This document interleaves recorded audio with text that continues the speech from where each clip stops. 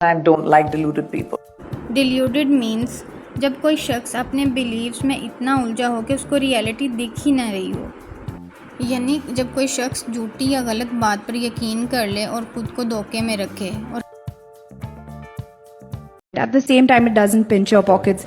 Pinch your pockets means something is expensive, यानी कि कोई चीज़ इतनी महंगी है कि आपकी जेब पर बोझ बन जाए, मतलब कि ख़र्चा ज़्यादा है और आपको महसूस होता है। I dug my own grave. Dug my own grave का मतलब होता है मैं खुद ही अपने लिए मसला खड़ा करती हूँ, यानी कि अपनी गलतियों की वजह से मैं खुद ही अपने लिए कोई मसला खड़ा करती हूँ। मिसाल के तौर पे I trusted the wrong person and shared everything.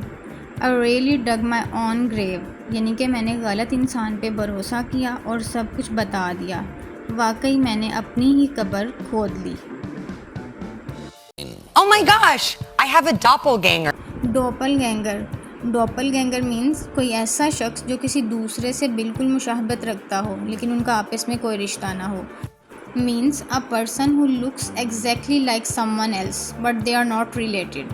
For example, I saw a girl who looks just like you. I'm not someone who carries baggage.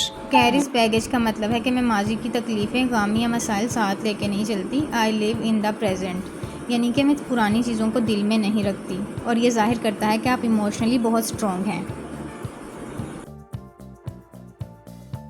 The world is my oyster.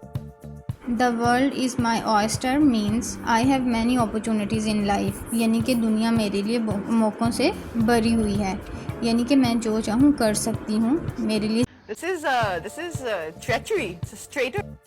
treachery means when someone betrays your trust or does something very disloyal or dishonest, यानी कि जब कोई आपके साथ धोखा करे या वफादारी तोड़ दे।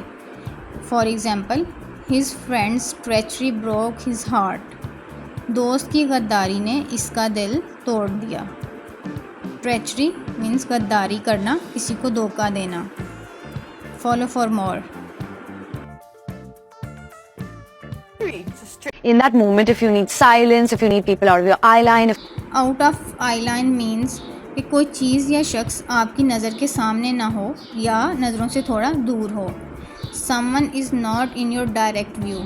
For example, he stood just out of my eye line, so I didn't notice him. वो मेरी नज़र से थोड़ा दूर खड़ा था, इसीलिए मैंने उसे। all the girls are just swooning over Adi Roy. swooning over का मतलब होता है किसी पर फिदा होना, बहुत मुतासिर होना या किसी को देखकर दिल हार जाना। being very impressed, in love or crazy about someone or something. For example, everyone is swooning over the new actor. He is so charming. सब लोग इस नए अदाकार पर फिदा हो रहे हैं, वो वाकई ही दिलकश है। Thanks for watching and follow for more. I live out of a suitcase, but I live out of I live out of suitcase का मतलब है मैं अक्सर सफ़र में रहती हूँ, एक जगह पर ज़्यादा देर नहीं टिकती। Means I travel a lot and don't stay in one place for a long time. I bring my A game. Bring your A game का मतलब है अपनी बेहतरीन कारकर्दगी दिखाना। Means to show your best performance, skill or confidence. To keep your ear to the ground and understand what's happening.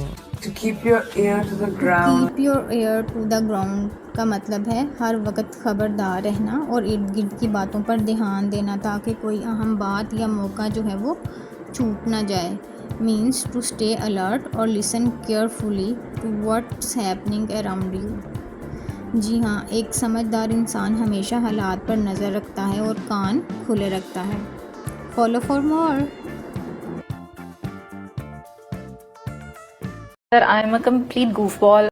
Goofball means a very silly or a funny person जो हमेशा अपनी बातों से और हरकतों से दूसरों को हंसाता रहता है लेकिन दिल को बहुत प्यारा लगता है। आप भी किसी goofball को जानते हैं तो उसे कमेंट में ज़रूर टैग करें। Follow for more. Why do you have to box yourself up? Box yourself up का मतलब है to limit yourself, your personality, your dreams or your thinking, यानी कि ख़ुद को महदूद कर देना, अपनी सलाहियतों को, अपनी सोच को या अपने एहसासात को रोक देना।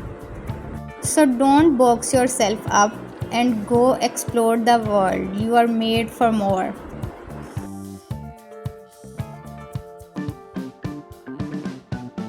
It's not a walk in the park. Walk in the park का मतलब है बहुत आसान काम, ऐसा काम जो बच्चों का खेल हो। This exam was a walk in the park. ये इम्तिहान तो बहुत आसान था, यानी कि कोई काम जो बहुत ही आसान हो।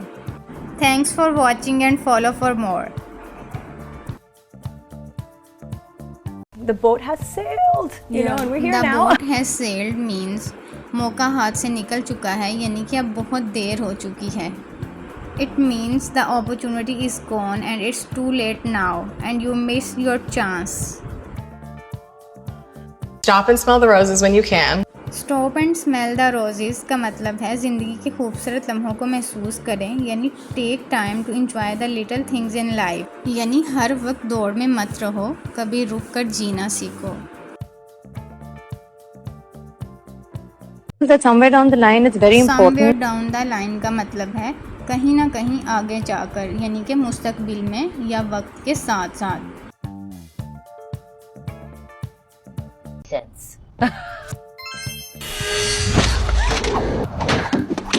My spidey sense tells me you're lying.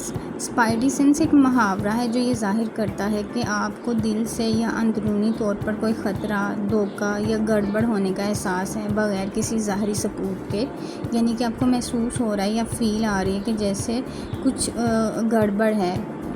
For example हम कह सकते हैं कि मुझे नहीं पता क्यों, लेकिन मेरी स्पाइडी सेंस कह रही है कि मैं उस पर भरोसा ना करूं, यानी कि कुछ गड़बड़ है, मुझे ऐसा महसूस हो रहा है कि कोई मसला है।